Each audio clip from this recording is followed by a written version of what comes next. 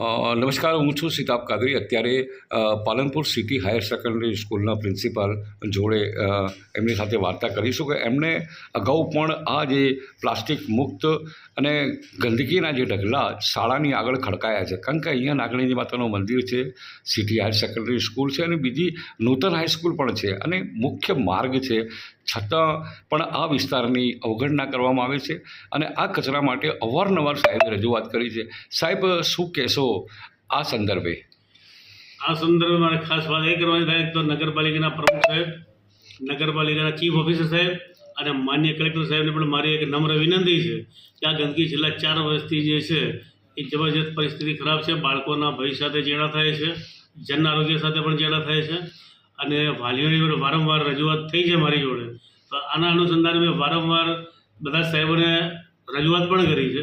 લાસ્ટમાં તો મેં લેખિતમાં સીએમ સાહેબને પણ ફરિયાદ કરી છે, પણ હજુ સુધી આ વસ્તુનું કોઈ નિરાકરણ આવ્યું નથી. સાહેબ, અગાઉ વિદ્યાર્થીઓ પણ આના માટે બહાર નીકળ્યા હતા. હા, એ લગભગ 6-1 મહિના પહેલાંની જ વાત છે કે અહીંયા અમારી સ્કૂલના જે બાળકો છે એ દીકરા અને દીકરીઓ જે બાળકો એ બધાએ રોડ જે છે એ કપડે પેક કરી દીધો, કોઈ વાહન વ્યવહાર બંધ થઈ ગયો હતો. અત્યારે પાલનપુર નગરપાલિકા દ્વારા પ્લાસ્ટિક મુક્ત અને સ્વચ્છ પાલનપુર અભિયાન ચાલે છે, એ સંદર્ભે શું કહેશો આપ? માન્ય કલેક્ટર સાહેબનું એક પગલું જે છે એ બહુ સરસ છે પ્લાસ્ટિક મુક્ત માટે. પણ કલેક્ટર સાહેબને આજના પ્રશ્ને મારે એક વિનંતી એ છે આ પ્રસંગે કે અહીંયા અમારા વિસ્તારની મુલાકાત લે, અમારી શાળાની પણ મુલાકાત લે અને આ જે છે ગંદકી જે છે પ્લાસ્ટિકવાળું એ અહીંથી દૂર કરાવે એવી ખાસ વિનંતી છે.